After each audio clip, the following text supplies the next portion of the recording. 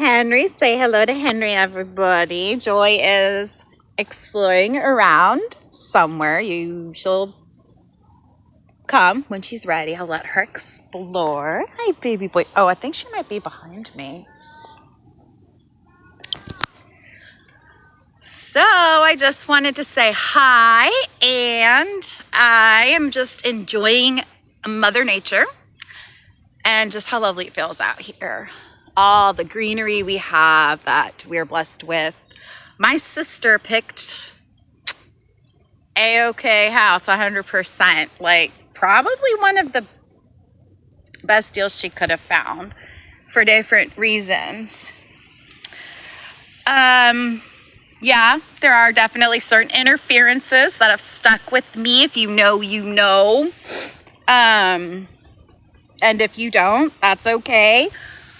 Part of the reason I am trying to do these lives, as well as my YouTube channel, I'm integrating my spiritual self with my knowledge of mental health. And so far, that and the handful of people actually from YouTube that I've learned from, more on them later maybe, I attribute all of my success pretty much to them. So I am even doubtful as far as if I will return to therapy, like the traditional type, because I've learned I ain't no traditional chick in the best of ways. Henry, you can come up. Some of you have known me for a very long time. Some of you have known me since we were tiny.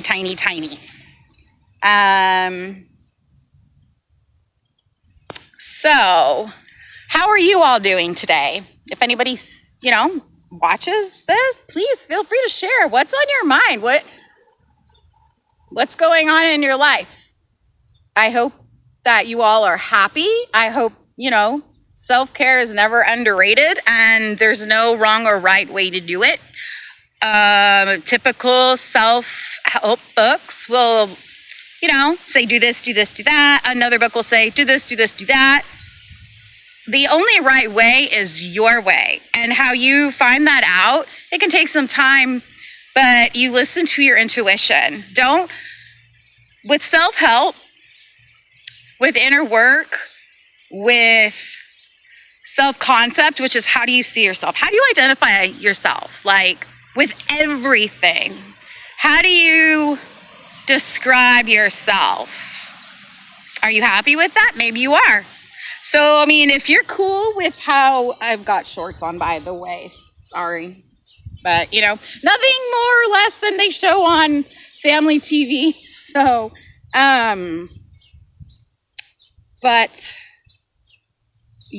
so I feel like my sources that have given me loads of success, they, like I prayed, however way I pray, you may pray differently. This is what the main message really, I guess, is we are all human beings. We have that similarity. We have that for sure. But we do not all have what some people will call it spiritually awakened. And that will shy some people away because they're thinking, hippie or whatever you may think, okay? First, and I just like to be, I don't know, labels are hard for me because I've never quite labeled myself. I've been in different crowds, in high school, especially when I entered high school, my freshman year, I felt like I was finding my identity until I developed my eating disorder. I knew what I wanted to do. I knew that there was no specific group for me. I did have my handful of close friends. I did what I loved. It didn't matter who was in there. It was about what I wanted to do. And I sought people out, and I could feel and see and observe because that's just what I do. All this stuff started very young and developed and evolved over time, and it still is. If you're not evolving, really that's not a good thing, what I have learned. And I agree. I totally agree. It makes so much sense to me. Joy, joy. But so as far as any like I said, I don't like labels, but I do like speaking, and I do like enlightening people. So, for those who resonate with my thoughts, even if it's just a little, and I like to hear other people's insights on things. I've learned things from former coworkers. Heck, I've even learned some of the most amazing things in quotes from little 5-year-old kids when I used to work with them, and my own child. Still am. So, shout out to my daughter Kylie. But I don't know. Anything that I've learned the most is like whatever forces there are within this world, nothing can really hold you back, despite what you've been through, despite how maybe you've chosen things, acted upon things, because we didn't understand or know certain skills of how to handle certain things.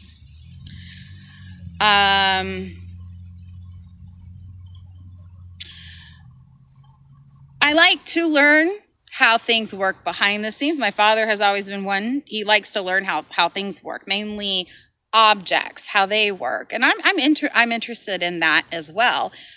I'm more interested in how the mind works. That's been a passion of mine, obviously, for a very long time. I'm interested in why people make the choices they make. I'm interested in how people sleep at night when they've lied to people, when they've done people dirty. I'm not trying to speak fully professional at this time. This is my Facebook, and I got my friends on it, and whatever, it is what it is. I might even share this to my YouTube. I don't know. All I know is that I don't have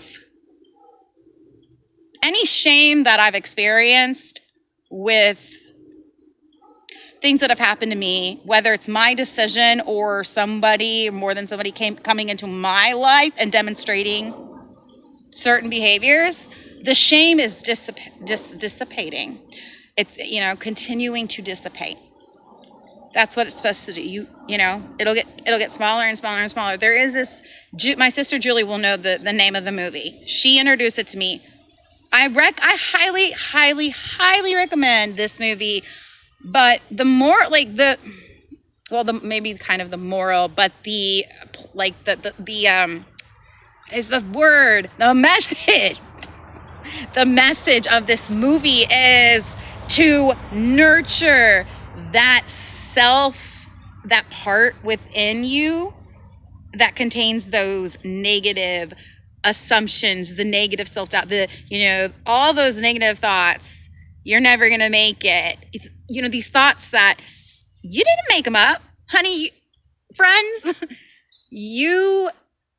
Grace, you did not make. I don't know. I was driven to do this live, so I just said I'm doing it. And it's so lovely out here. It just feels right. Everything feels right. I have said some of these cliche, like do the self-work on yourself. Some of the best things, you get stronger from the dark. I mean, these are things that are really true. It's just they're never really explained in appropriate depth, or even really depth at all, is how I feel. But yeah, the movie. I can't remember the title. Julie will, though, so I'll post that in the comments, or my sister will if she sees this. She's out playing Pokemon Go. I told her it was too hot. We have a lot of shade back here, so I'm okay. Rather than walking around getting out Pokemon Go. She had started teaching me last year, but the appendage. The movie's called Appendage. So they use an example, a young woman. She is in a fashion career. Her boss talks low on her all the time. Her parents, they had issues. I don't really want to say because every single human being on this earth, we have only learned what we've learned, what has been programmed into our mind. And only we can decide, do we want to keep that programming, or are there things that we want to change? Totally up to us. But so she's, and I know this is like a fiction story, but there's a lot of truth to the example. So she gets this like appendage thing growing, but till it finally comes out. So it's like it's like the dark self of her, that self, that ego that tells you all this crap. So-and-so don't like you. You're never going to make it. You can't succeed in the career that you want. You heard what that manager said. Nobody wants to be your friend. I could go on and on and on, but I won't. Not right now, but I think you guys get the point. I know y'all get thoughts like this, so I don't want, unless you've really done some really introspective work. And I'm not talking about you've got a place in power, my friends, because having a place in power can come with a wonderful dignity. I will say that. But what people are you around? Because I'm going to tell you straight, being amongst people with power, you're going to hear some stuff. Being around people within the entertainment industry, you're going to hear some stuff. And you always have to be mindful and be strong enough to stick to yourself and know you and your beliefs.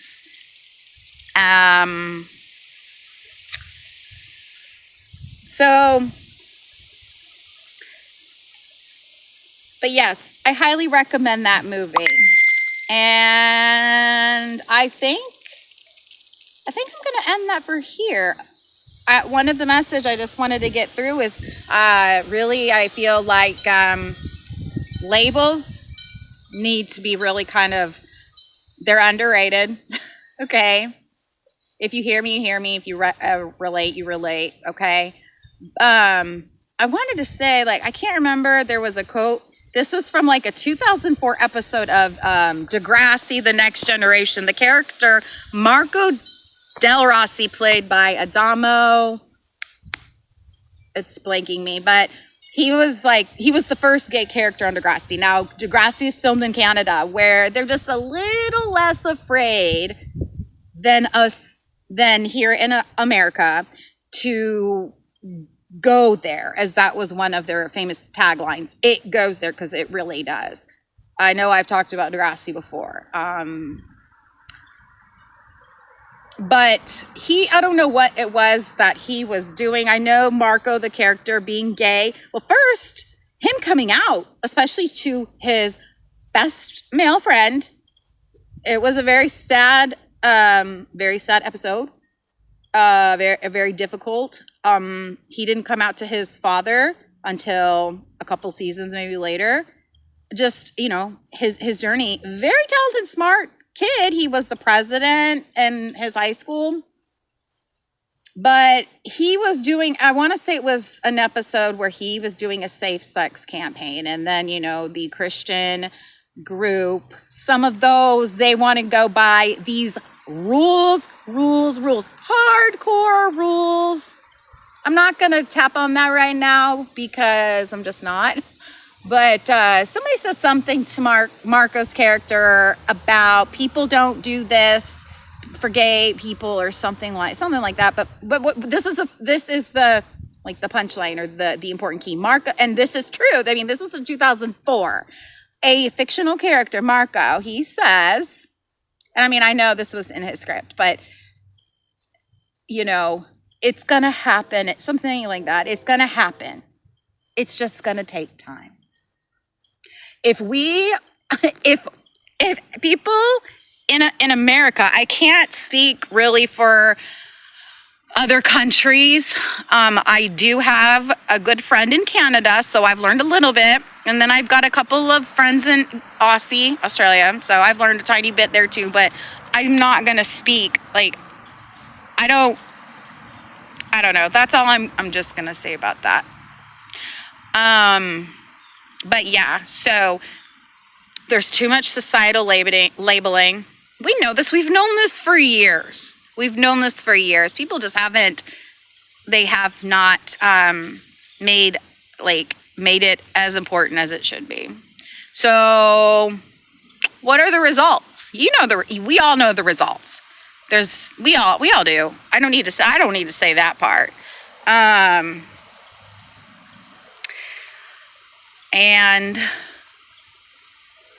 But yeah, so that was just some of my points. The labeling,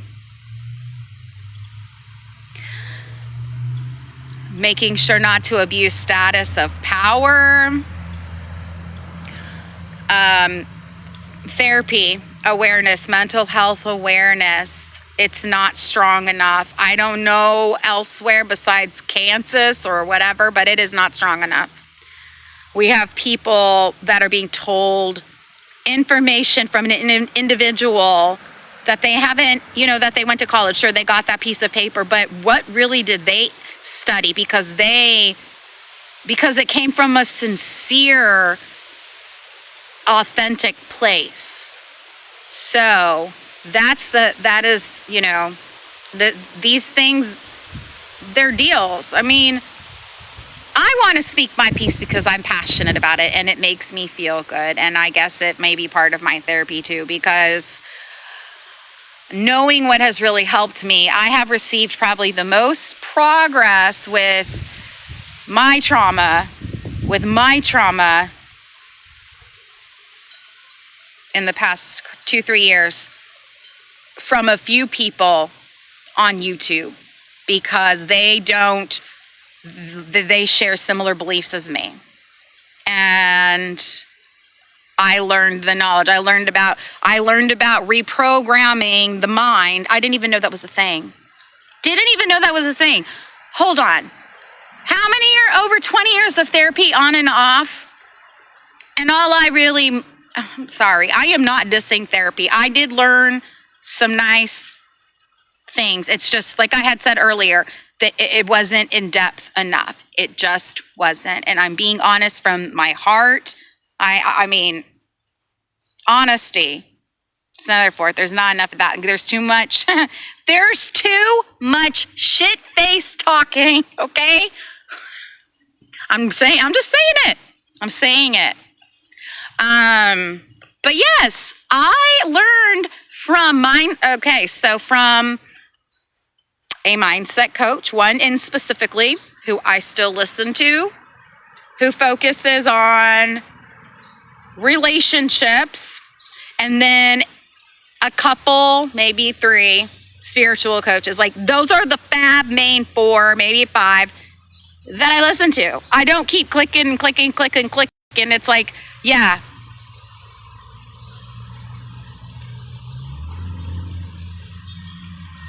Okay. I don't know. Facebook asked me if I wanted to invite people, but I don't know. I'm not used to this. But yeah. So I learned about programming.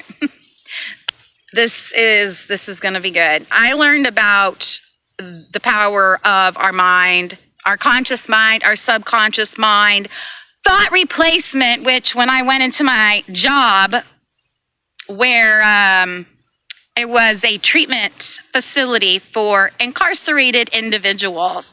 Good thing, right? Great thing, in my opinion. I was excited and honored to get that job. I was honored. However, I was dismissed after all the work that I put in. And I know I said on some other post that I ranted about whoever made that fake post about my ex-boyfriend, which is really immature. I have done probably a lot of meditating in my own way, by the way. That's not the only type of way to meditate. That's a whole other topic. But I was just pissed off, and that was nice. Like, y'all, like, I got to run into this crap at night when I'm trying to sleep after already that I've had to, like, his family lives, boom, boom, boom. Whatever, but when you do this inner work, you get stronger and stronger and stronger. But back to the job that I was honored to be hired by a boss with, to me, I could feel the energy of integrity, the energy of, you know who you are, my dear. And I was happy to be where I was until I wasn't. But I live with my sister. We lived together. And I wanted to stick with the job. I wanted to give it a chance. It was a new place that was not prepared to open. And I have realized now, I've taken classes on public administration. It's part of my graduate degree that I'm working towards. So, not an idiot. The label things I'm very aware of. Don't fall for it. In fact, it took me a while to actually cry at that job. One of the workers there, I don't know what would the cold energy, sure, I get it. Starting a business, especially within a public sector, a state, yeah, of course it comes with a lot. If you don't know that, and if you're not ready for that, and you don't have a handful sitting in that round table, why are you there? Why did you even go there in the first place? If it's not ready to open, and you know it's not ready to open, why would you stay there to let your cold energy to exert that towards new people who are there for the right reasons, which is to help people in need, like really, really in need. That's the way I see it. You know how many times, and yes, this is turning sort of into a rant, but I think it needs to be heard. The justice system, so I guess that makes 5. I should have brought my notebook, but when I go inside, I'll have to jot some of these things down. The justice system is so flawed and so stigmatized. It's worse than mental health because, okay, what was it that I learned? 85% of incarcerated individuals have been convicted of a drug charge. How many of y'all have ever tried drugs? Come on, let's be real. I'm just like, I got so sick and tired. Even though I would see the woman laugh with the inmates. But I would always hear, they're all manipulators. Yeah, they think they have a chance with me. How professional is that? Maybe I'm going a little too far here in the rant, but what I'm saying, that's pretty important. I'll just say it. I was bullied at that place, and I stuck, like I was saying before. So yeah, I'm ADHD currently. I'm not taking my stimulants because they give me sometimes a little bit too much anxiety, especially when I'm not doing physical movement, where my blood's not flowing. So, I loved the nature within this facility. I loved the vision. I loved the idea. I loved what I was hired to do. I loved the purpose that I was meant to serve there, that I started to serve, that I became certified in 1, 2, 3, 4, at least 4 classes. Long story, I mean, I'm going on and on, I'm saying a lot, but the end result of this, and I don't think I speak enough about it, to be honest. I was terminated, falsely and wrongly terminated. The thing that hurt me the most within all the dysfunctional activity going on there, why target me? Why target and lie on me and say that one of the things that was on the paper, the termination paper, was fidelity team, which is who observes us teachers. I was a program provider, a teacher. Y'all may have put together what this is all about. Fidelity team was concerned I didn't understand how to perform my job. Concerned that I didn't understand the material. I laugh, I become angry, but all that stems from the hurt. Oh my gosh, like I could go on and on and on about this, and it could consume me if I let it. And anybody can say, oh, it's consuming you because you're ranting. No, it's healthy to get a rant out. It's healthy. But then you don't let it consume you the rest of the day. You go on and you do things for yourself, for your animals, for your loved ones. But yes, I stayed there because I wanted to give it a chance for the good reasons. And because I want to help my best friend, my sister, who's done so much for me. While beginning grad classes and trying to get my life together after a series of events happened, kind of starting since I was a teenager. If we want to go big, probably around 16, is when the huge stuff really started happening. And that's probably pretty common. So my experiences from my career journey, honestly, they are blessings, and here is why, okay? This is why. It makes you, how do I put this? Okay, so I'm sure many of you or all of you have heard of, the cliche saying. Once again, the cliche sayings, think about them deeper. It's how you respond. And look, I'm